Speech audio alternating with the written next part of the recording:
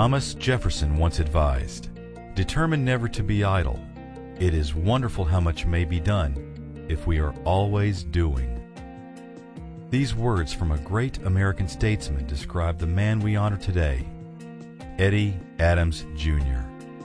As a young boy, he watched his family struggle to make ends meet. I'm a native Floridian, born and raised in Lake Wales, Florida. I'm the oldest of 5 kids. My father left when I was 6, and I didn't see him again until I was 16.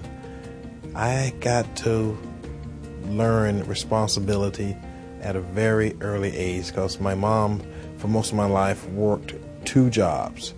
As a brother, he was always loving and kind, someone that you could depend on, someone that was interested in making things better for himself, for his family, and for the neighborhood if it was possible. He's a Boy Scout when he was young, and I think when you see him in his little uniform and his little attire and everything, you can see that he really enjoyed that. And I think he did get a lot of leadership qualities and learn how to want to be able to help other people and to do things for everybody else and to just kind of, you know, do more than just for the family, but to help the neighbors as well.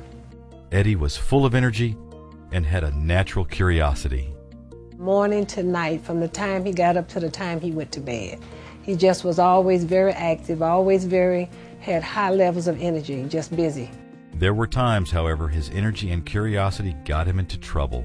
When he was small, one time we were digging up the backyard because we were looking for hidden treasure. And we didn't really realize the danger in what we was doing, so when our mom came in, the hole was so large that when she saw it, we both got into trouble about it because we could have fallen into it and got into a lot of trouble. So that was one of the things that we learned not to continue to do. Eddie's childhood energy has spilled over into his adult life. Always busy, always involved, always helping. Trying to work and have a family and go to school and get your master's, get your bachelor's, and then get your master's, and then be involved in community organizations and activities and on the board. That's quite a bit if you don't have a full-time job. So, you know, that in itself is motivating to show that, you know, all you have to do is have the desire to want to help yourself and everybody, and you'll be able to do it. His dedication to his community is balanced with his love for his family. We had a family reunion here in Tampa, and all our family came, and he was in charge of all that. He made all the arrangements, and he found the facility, and he took care of everything. It's a time that we all look forward to because not just us as sisters and brothers, but our kids get to see one another that they don't always see each other. And then we also get to see families from other places in Philadelphia, New Jersey, Georgia, Detroit, all over the place. It's just wonderful to see your roots and where they have come from. Only a life lived for others is a life worthwhile. Albert Einstein. This philosophy embodies how Eddie lives and serves his community. He had been a member of the Gasparilla. He was president of that. They did a lot of activities for the neighborhood.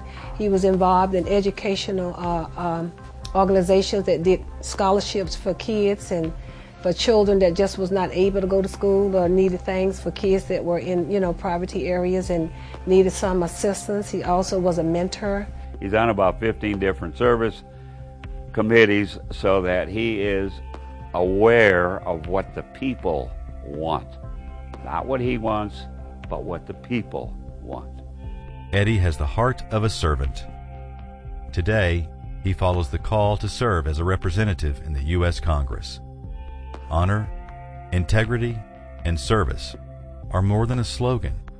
They are a way of life.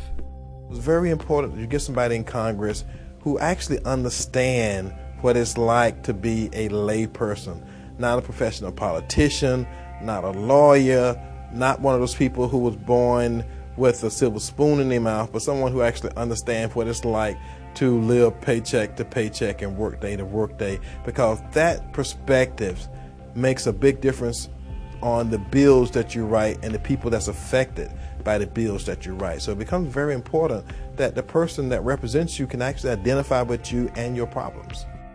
The thing I liked about Eddie, the thing I really was impressed with him to begin with, is he doesn't lie. Now, Now, we all know that most politicians have some time or another when they lie. They also dodge questions. That was another thing. Eddie does not dodge a question. He will answer it straight out, whether it costs him a vote or not. The campaign for U.S. Congress is a lofty goal. A Republican candidate running in a district outnumbered by Democrats 2-1 seems almost insurmountable. We're walking in the minority communities. Not many people walk in minority communities because those are votes that many people have taken for granted. We've already walked in Manatee County, we walked in Pinellas County, now we're in Hillsborough County, walking in the district, talking to neighbors, talking to people who actually have been disenfranchised. But one of the reasons we know they've been disenfranchised because many of them have never seen any political candidates of any shape, form, or fashion actually walking in their neighborhood and knocking on their door and asking for their opinion. We are doing that because that's what needs to happen. Eddie takes on the challenge, one voter at a time.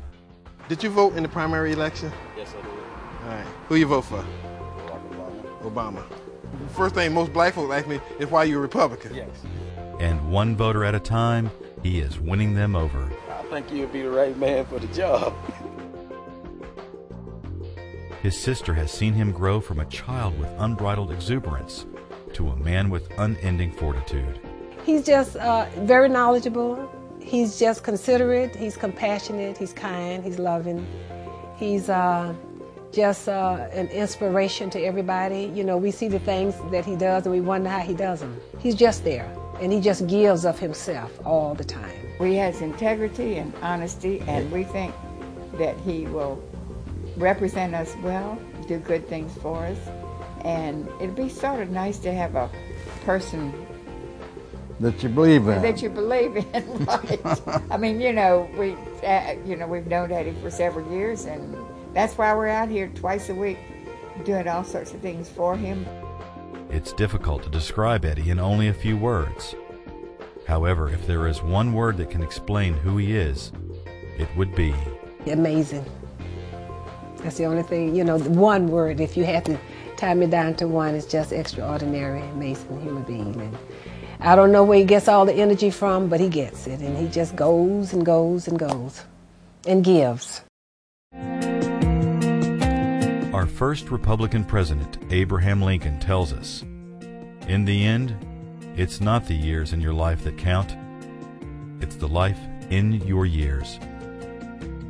Eddie Adams is direct, he's honest, has integrity, and he's going to serve the people as well as anything that I can believe in. I'm like a lot of people who have heard and been listening to people complain about politics endlessly for a long period of time, and I just got tired of hearing people complain, and I decided that if you're not part of the solution, then you're part of the problem. And I got tired of being part of the problem.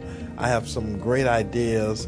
I figure it's time for real leaders to stand up and take their place and help lead us out of the situation we find ourselves into.